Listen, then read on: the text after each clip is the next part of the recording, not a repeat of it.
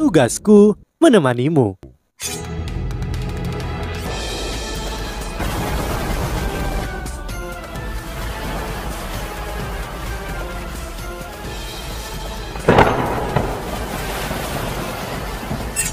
Hai sahabat Pasuk, kembali lagi bersama alur cerita versi novel Solen 2 Sekte Tang yang tak tertandingi.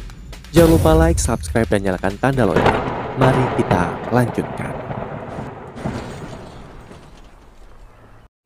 Pergi dulu. Adapun Yunhan, aku akan merawatnya. Kau sudah mengkhianati janjimu sekali. Bagaimana kau mengharapkan aku untuk mempercayaimu lagi? Setelah 10 tahun aku akan mengembalikannya kepadamu. Selama Kekaisar Yu tetap patuh. Apa? Seru Jusi. Kau akan membawa Yunhan pergi selama 10 tahun? Tidak, mustahil. Itu mustahil. Setelah mendengar bahwa Wo Yuhao ingin pergi dengan Su Yunhan, Jusi panik. Wo Yuhao menangani ini dengan cara yang tenang. Kau mengkhianati kepercayaan kami dan memulai perang. Kami tidak bisa mempercayaimu lagi.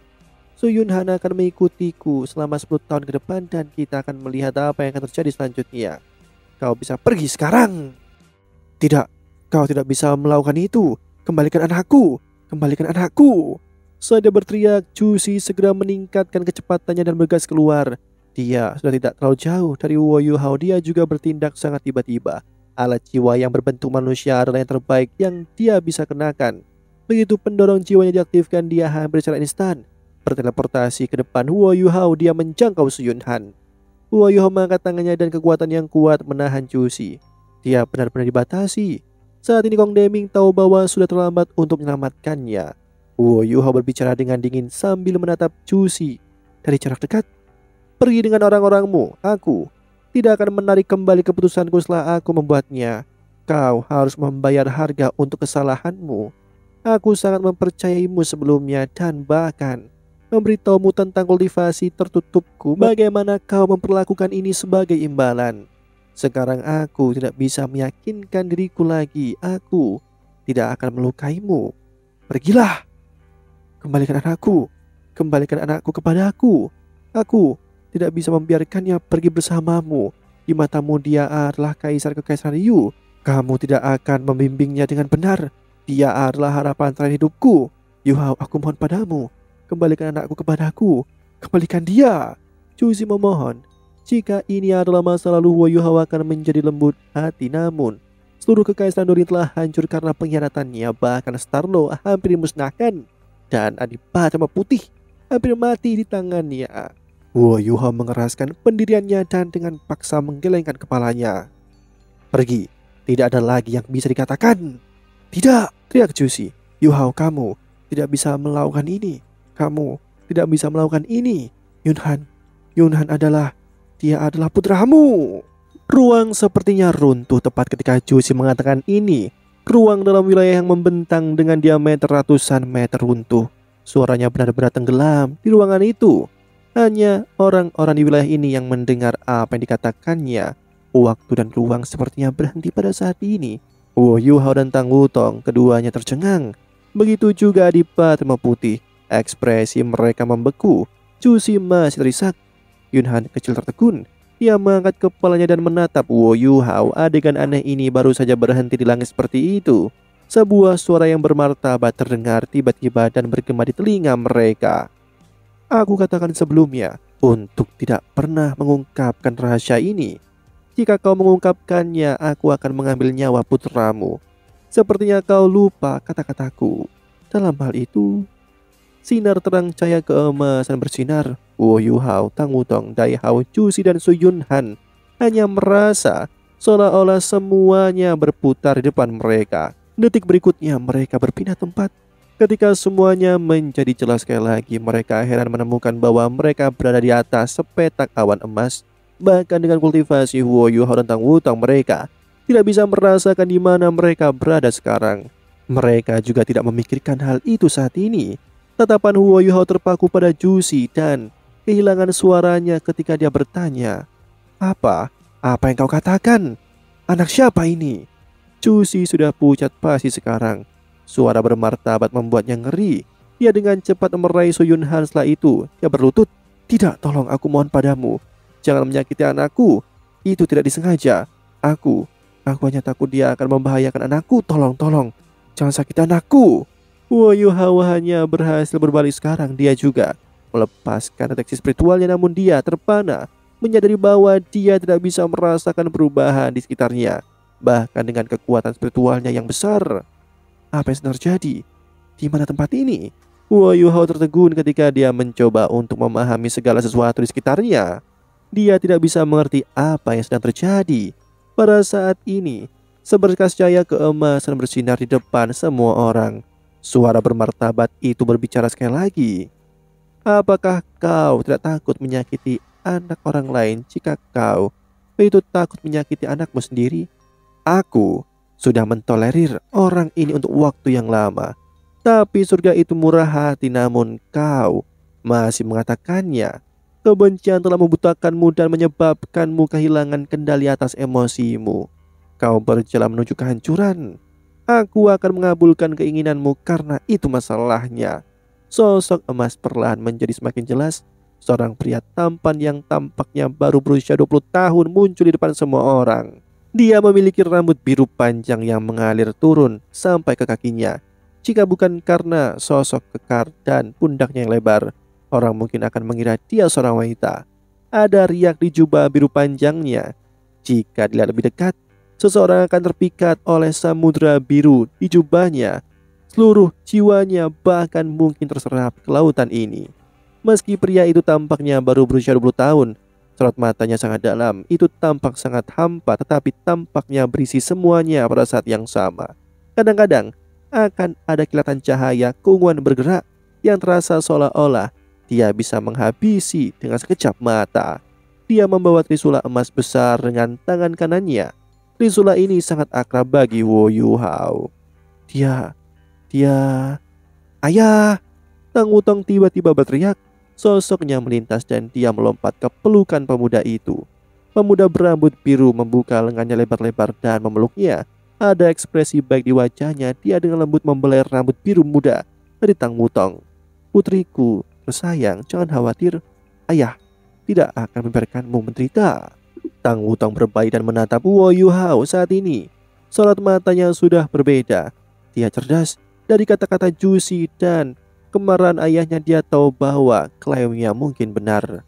Ayah, apakah anak ini benar-benar milik Wu Hao dan Jusi? Suaranya bergetar ketika dia mengatakan ini.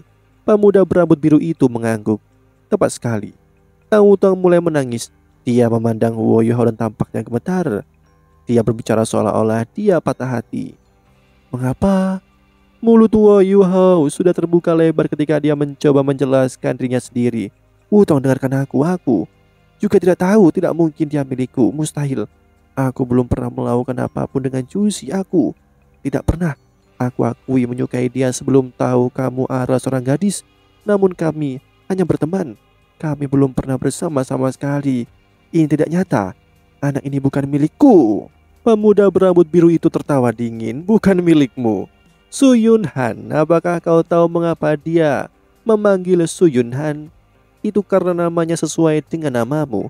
Apakah kau benar-benar berpikir itu kebetulan? Jusi, katakan padanya apakah ini anaknya? Jusi memeluk Su Yunhan dengan erat ketika dia melihat Wu Hao sebelum beralih ke Tang Wutong dan pemuda berambut biru itu. Dia sudah sangat bingung sampai dia tidak bisa berbicara. Orang dengan suara bermartabat itu sebenarnya adalah ayah Tang Wutong. Tidak heran dia memaksanya untuk tidak berbicara. Dia tidak ingin putrinya tahu apa-apa. Aku mohon, tolong jangan menyakiti anakku. Aku mohon padamu. Aku hanya seorang ibu yang miskin. Aku hanya takut putraku terluka. Tolong, aku mohon. Jusi tidak menjelaskan dan hanya bersujud kepada pemuda berambut biru sambil memeluk Su Yunhan. Air mata mengalir di wajah Tang Wutong.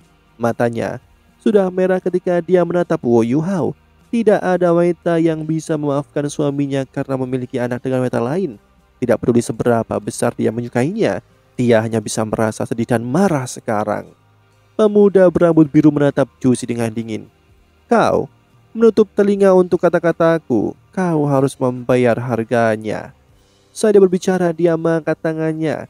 Garis cahaya biru melintas dan Su Yunhan menghilang ketika dia muncul kembali. Dia sudah di tangannya. Jusi dengan panik mencoba untuk melompat, namun ruang telah dibekukan. Pemuda berambut biru menatapnya dengan dingin. Dia sudah memegang leher Su Yunhan. "Lepaskan dia!" Teritan marah terdengar. Sosok maju ke depan dan menampar sepasang telapak tangan harimau ke arah pemuda berambut biru. Itu adalah Adipati Putih, Dai Hao. Dari percakapan sebelumnya dia tahu bahwa anak itu mungkin milik Wo Yu Hao. Meskipun dia tidak tahu mengapa Wo Yu Hao tiba-tiba menjadi putranya, dia tahu bahwa jika Wo Yu Hao adalah putranya, Su Yunhan adalah cucu kandungnya.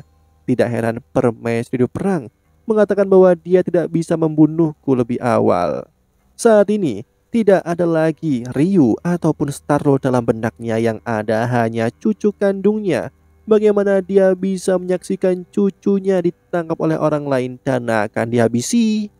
Pemuda berambut biru itu memfokuskan pandangannya dan Adipati Putih membaku di tempat.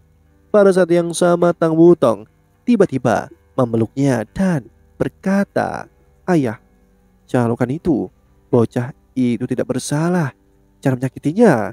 Ketika pemuda berambut biru mendengar kata-katanya, sorot matanya berubah lebih lembut. Dia menghela nafas. "Tapi putriku juga tidak bersalah. Siapa yang kasihan padamu, putri kecilku yang malang?" Tang Wutong menggigit bibir bawahnya. "Ayah, ayo pulang. Aku merindukanmu dan aku merindukan ibu." Ketika dia berbicara, dia mulai menangis keras. "Wutong, Wutong!" Wo Yu Hao bereaksi dari keheranannya. Pada saat ini dia ingin melompat ke depan, tetapi pemuda berambut biru itu memelototinya dan dia juga membaku di tempat. Setelah itu, cahaya biru menyala dan pemuda berambut biru dan Tang Wutong berubah menjadi dua proyeksi sebelum menghilang ke awan emas. Sebuah suara yang bermartabat bergema di langit. Kekaisaran Starlo harus dikembalikan dan Kekaisaran Liu harus diganti namanya menjadi Kekaisaran Tiando. Kalau tidak, Su Yunhan melayang ke langit dan segera ditangkap oleh Jusi yang mendapatkan kembali mobilitasnya.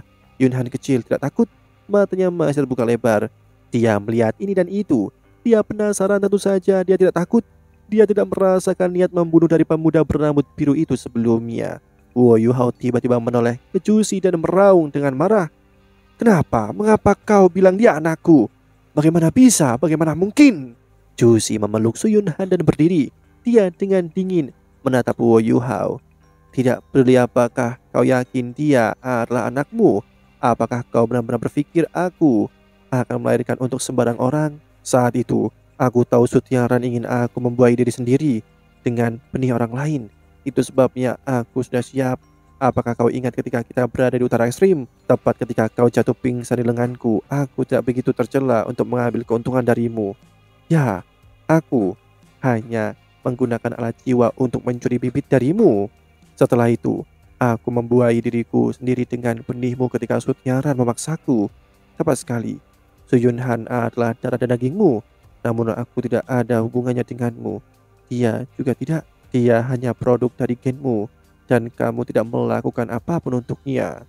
Wo Yu Hao tertegun saat melihat Jusi. Dia juga melihat Su Yunhan. Tiba-tiba dia sangat berkonflik dan emosional. Apapun yang terjadi, dia tidak menyangka akan terjadi seperti ini. Segala sesuatu yang telah terjadi sebelumnya diputar ulang dalam benaknya. Sekarang dia dengan cepat mengingat apa yang telah terjadi. Ya, dia tidak sadar dalam pelukan Jusi beberapa waktu yang lalu. Itu pasti terjadi saat itu. Tidak heran dia merasa begitu tertarik pada Su Yunhan saat pertama kali melihatnya. Ketika dia memikirkan saat ketika Su Yunhan memanggilnya ayah untuk pertama kalinya, Wo Yu Hao tidak tahu harus berkata apa lagi. Demikianlah kisah untuk kali ini. Sahabat Pasuk, jangan sedih, jangan bimbang, apalagi galau. Karena aku kan selalu menemanimu.